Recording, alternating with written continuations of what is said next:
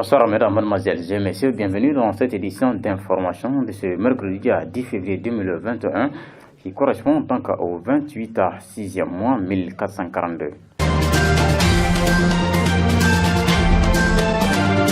Rappel sur l'anniversaire des jeunes filles de la Révolution Ikmaline Islamie Internationale. Ce soir, nous allons donc faire un rappel sur l'importance de cette journée à travers les prêches du guide de la Révolution Ikmaline Islamie Internationale, son Excellence Seydina Cheikh Oumar Sidi Coulibaly Farouq.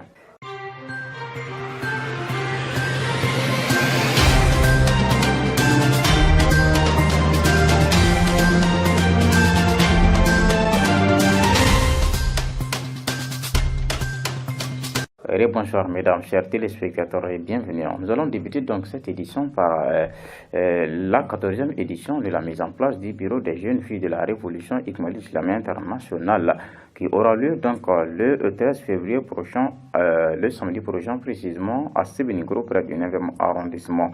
Et le guide Farouq, lors de la grande cérémonie de bénédiction du lundi dernier, a parlé sur l'importance de cette journée. Suivant cet extrait. Mbadou, ni ko ibi mogo laje, ni ko ibi mogo lame, billahi bi ala tegabla. Tarama fam. Mami wala, kana ma laje, kana ma lame. Na e minja, o ka nyumanfo. No me minja, o ka jugumanfo. Na e minja, o ka nyumangila. Na me minja, o ka jugumankila. Ni ko ala ibi je fota ni keta ko ka ala dama de laje mbado ni dama ni ne bisa ka ma ka ala sakoi me ni ko ibi mogo laje doro hal ni bi tie ka billahi iba filiki kodo ni ko ibi mogo lame tallahi ibi minga chiedo ngani ko ibi mogo lame iba filiki kodo tarama famia ma chama e chiemine me sabotili ni langoshili dogoyama koromatigeli adonata borata o kama chama e chie blaki kodo ma chama e chiemine me tukuya mimbi chiemine li kofe o yele amaseka sabati aya filika kodo olambado ni ko ala ka chie ibi kulo daele iba beme abebi fima iba bekun ka beye ka toyi ode ko fe bi gala sakoyi ni ala ka chie mine ibi nya dala iba beye abebi kila wa iba bekun ke ja beko ode ko fe ibi gala sakoyi wuli bari do de ijandon na ni ala te ga soro ni setiye ni fandaye kuma jugu bebe fima fengo de bala fandaya jugu ya ko jugudu ala ko te sege de bala ino medere obi fiye fo ka taninga segi o ni fere soro o fena na tadu ninde waso yewa ninde yere jira yewa ninde yere me yewa ninde yere fo yewa ibo fene me tarima famia oswana imana ka chogo onata bi fima fiko de kunga soma ka jenoye me be na ala cha ala bodo kaba obi wasa aya famia ni ne bisa ka makala sakoi ya rabbi ala kangala sakoi la ko ke kira bonya kama sallallahu alaihi rasul una ne bi kuma faranyo kon kanya min fora ni ala ka ka blasira la yambe ni ala sona sa ka samedi nata jirana o de bi anga shababatu ka anniversaire ma sebeni koro ne be marandu suma terembaka ni ala ka je nya foye ala ni soja dombo la bilibili o doye ni jenifi nunu nga anniversaire doye mbadeu kadaka ala bi jogo nyuma ya de fe be ni ala je sedu rusulu nyiningara achiku na ko boisto leo chamema makari mala akhlaq ne ko modu chira ala fe kana jogo bo glani de kam mbadeu ola jogo nyuma ya de ka bo ala bolo fe be ola ni y'a lajɛ pour jogow ka ɲɛ ka kɛ Ala sago ye musomisɛnninw jogo ɲɛli o jɔdaba b'a la dɛ parce que n'i ye jogojuguya lajɛ bi diɲɛ kɔnɔ denmisɛnninw de ka ca la wa denmisɛnw fɛnɛ na a belebeleba bɛ musomisɛnninw de fan fɛ cɛmisɛnninw bɛ sɔrɔ ka da u kan wulibali cɛ n'i y'a lajɛ bi n'i bɔra an ka bolow kɔnɔ ala hɔrɔnden ɲɛ ti fɛ ka min ye i b'a ye hɔrɔnden kulo ti fɛ ka min mɛn i b'a mɛn jogo ɲumanya yɛrɛ fɔlɔ o ye maloya de o de la kunu bamanan kafiri josɔnna bolisɔnna a banna jɛnɛya ma k'a sɔrɔ a ma da Ala la a ma da kira la a ma da lahara la a banna nkalontigɛ ma a banna namara ma a banna janfa ma a banna suɲɛli ma nin si tɛ Ala ko ye nin si tɛ kira ko ye nin si tɛ lahara danaya ye ko ne ye hɔrɔn de ye ne bi maloya ne man ka ye nin na badenw o de kama hɔrɔnden banna jogojuguya ma ka sɔrɔ silamɛ tɛ mais ni maloya bɔra ɲɛda min na o bango bɛ yan o de la kira b'a fɔ a ka kuma na kisi nama ba ma ko maa min ti maloya seli man'i ja seli ni seli m'i ja i lafiya maa min ti maloya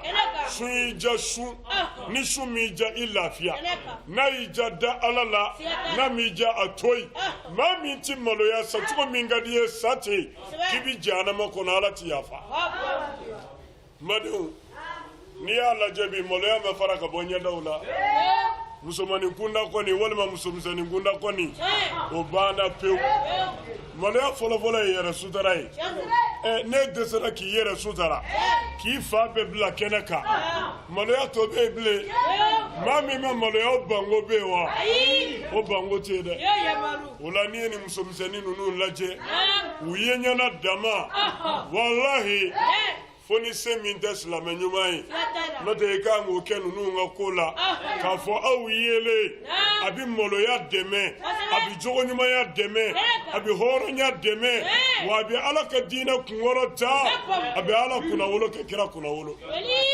o la ninnu ka anniversaire kɛnɛ Ala ka kunnawolo kɛnɛ don silamɛya kunnawolo kɛnɛ don kira Muhamadu Mustafa kunnawolo kɛnɛ don silamɛ ɲuman bɛɛ kunnawolo kɛnɛ don wa hɔrɔnya kunnawolo kɛnɛ don o la an bɛ dugawu kɛ Ala ka sibiri nata jira an na kɛnɛ ninnu Ala k'a bɛɛ sigi hɛrɛ la Ala k'a bɛɛ wuli hɛrɛ la Ala k'a kɛ i b'a fɔ an b'a fɛ cogo min na an bɛ min fɛ Ala k'a kɛ ten an tɛ min fɛ Ala kan'a kɛ ten Ala k'o kɛ Ala ya bonya kama kira jati orama kama sallallahu alaihi wasallam.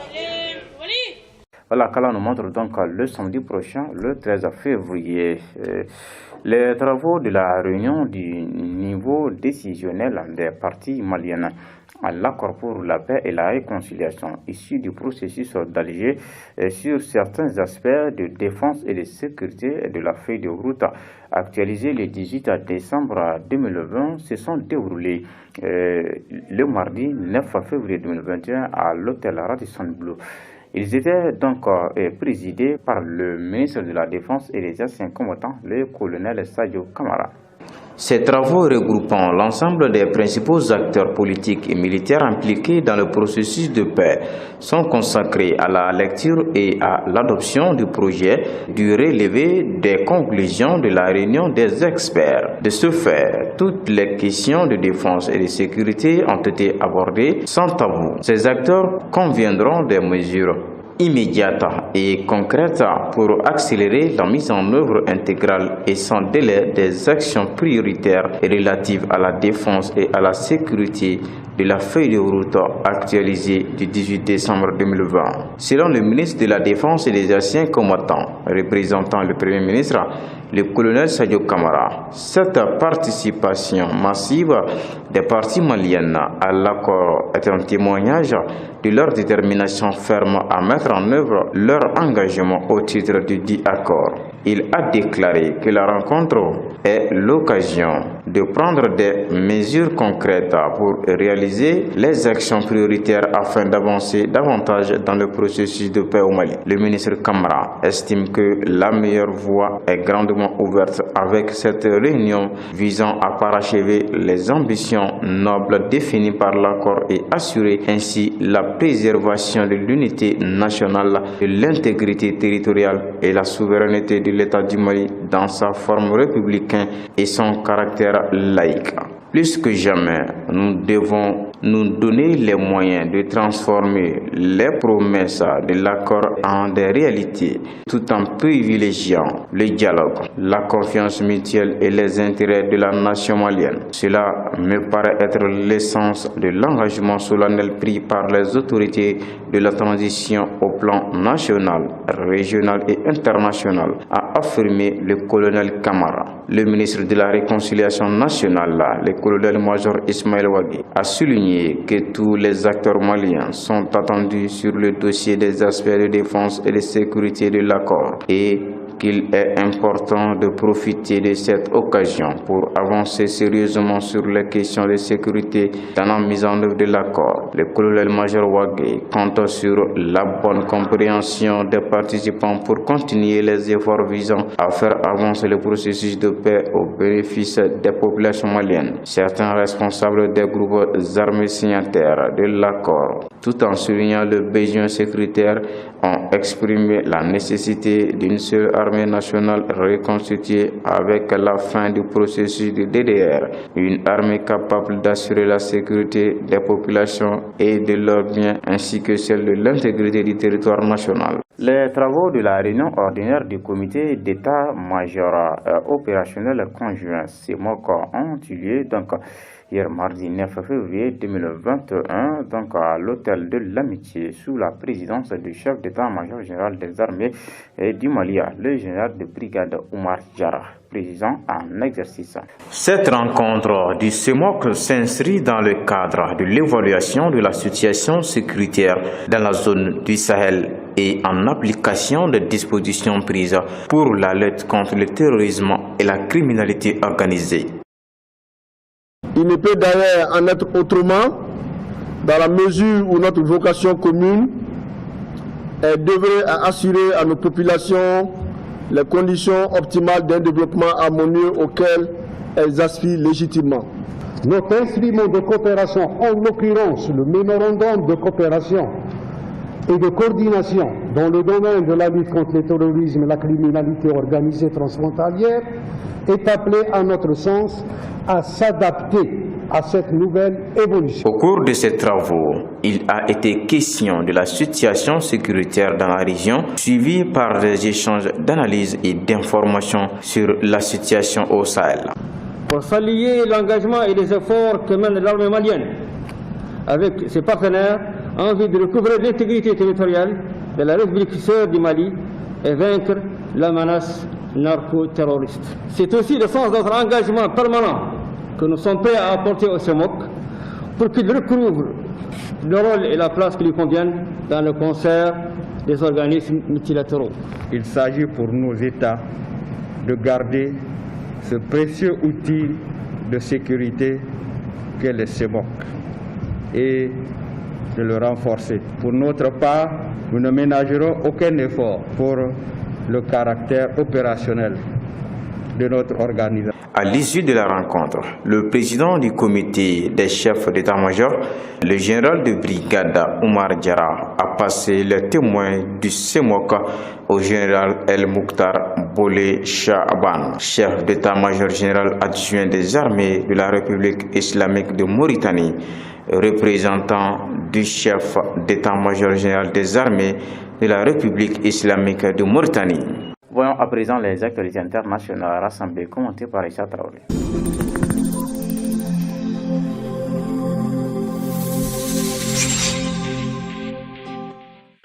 En se déclarant compétente vendredi 5 février pour enquêter sur d'éventuels crimes de guerre commis dans la bande de Gaza à l'été 2014, la Cour pénale internationale a offert indirectement une victoire diplomatique de premier plan à l'autorité palestinienne.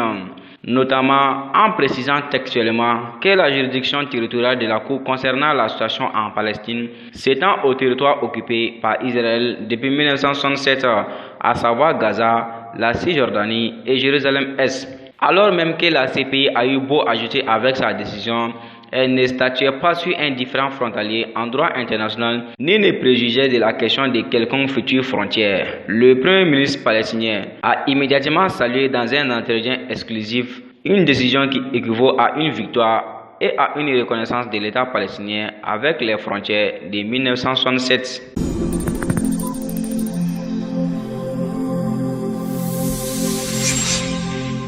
Un mardi 9 février 2021, historique pour les Émirats arabes unis qui ont réussi à placer leur sonde en orbite autour de Mars. Une première pour un pays arabe.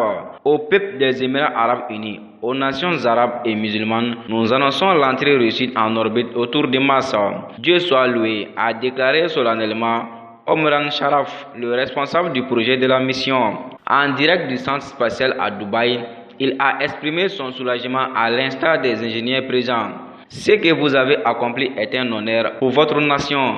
Je tiens à vous féliciter. Leur a lancé Mohamed Ben Zayed, prince héritier d'Abu Dhabi et homme fort des Émirats arabes unis, pays du Golfe. La sonde, conçue pour percer les secrets du climat martien, sera le premier des 3 engins spatiaux devant atteindre Mars en février. Outre les Émirats, la Chine et les États-Unis ont lancé des engins en juillet, profitant d'une période où la Terre et Mars sont les plus proches.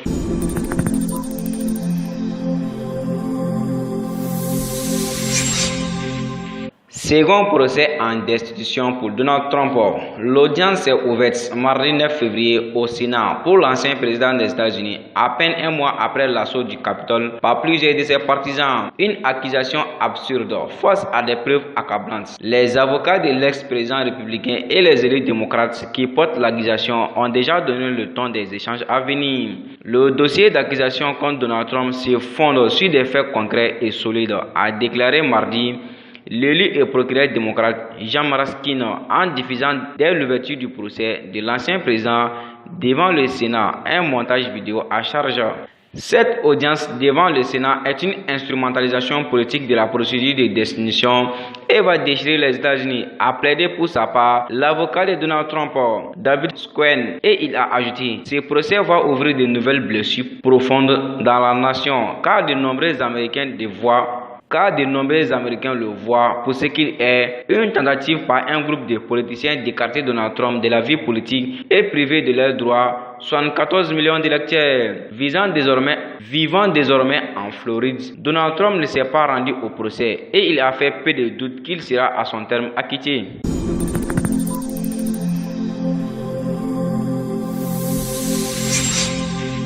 Une semaine après le coup d'État militaire et l'arrestation de la chef du gouvernement Aung San Suu Kyi, l'armée birmane a mené un raid mardi 9 février dans les locaux de son parti à Rangoon, la Ligue nationale pour la démocratie, LND, selon la formation politique.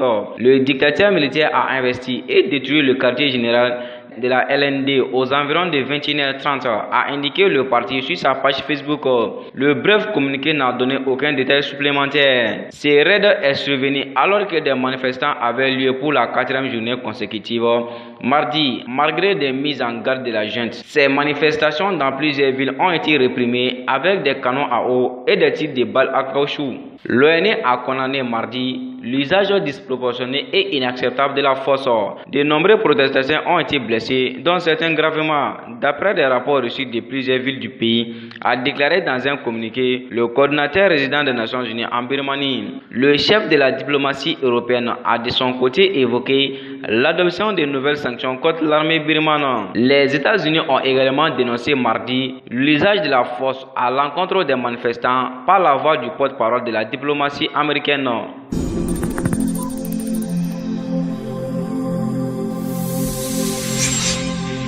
Elle navigue désormais seule en tête. La Nigériane Ngozi Okonjo-Iweala pourrait devenir la première directrice générale de l'Organisation mondiale du commerce, à condition toutefois que la nouvelle administration Biden lui donne sa bénédiction. La seule autre candidate à ce poste restant encore en lice, la ministre sud-coréenne du commerce Yo Myung-gye, a officiellement renoncé vendredi 5 février à briguer ce mandat. Madame Yu a consulté les États-Unis qui, sous Donald Trump, était son principal soutien et d'autres capitales, et décidé de renoncer à sa candidature, a précisé le ministère sud-coréen du Commerce dans un communiqué. La candidate nigériane ne sera pas automatiquement désignée. Le choix exige un consensus qui, en pratique, veut dire que les États-Unis adhèrent au consensus, a toutefois tempéré un diplomate européen en charge du commerce à Genève à l'AFP, tout en expliquant que le retrait de la candidate coréenne laissait entendre que c'est exactement ce qui est en train de se passer. D'autant que Mme Yu a souligné ses échanges avec Washington dans le communiqué annonçant sa décision. Le processus de désignation d'un successeur au Brésilien Roberto Azevedo, parti un an avant la fin de son mandat pour raisons familiales, est dans une impasse depuis l'automne. Le comité chargé de la succession avait annoncé le 28 octobre que la candidate la mieux placée pour faire l'objet d'un consensus était la Nigériane qui s'est fait appeler Dr Ngozi. Ainsi prend fin cette édition. Et pas oublier toujours la mise en place des bureaux des jeunes filles. La 14e édition est prévue pour le 13 février prochain, le samedi prochain. Tous les fidèles musulmans sont donc invités à prendre part à cette grande cérémonie. Et tout commence bien et que finit bien. Nous saluons et remercions le guide de la révolution Ikmadina, son excellence Sirina Cheikh Moar Sirigouel Farouka. Qu'Allah le Tout-Puissant lui accorde une très longue vie et le protège toujours ainsi que toute la grande famille Koulibalia. Nous faisons également des bénédictions à notre cher patrie, le Grand Mali, que la paix et la prospérité règnent donc sur toute l'étendue du territoire national. Merci de votre fidélité, qu'Allah bénisse le Grand Mali et que la paix règne partout. Au revoir, à la prochaine.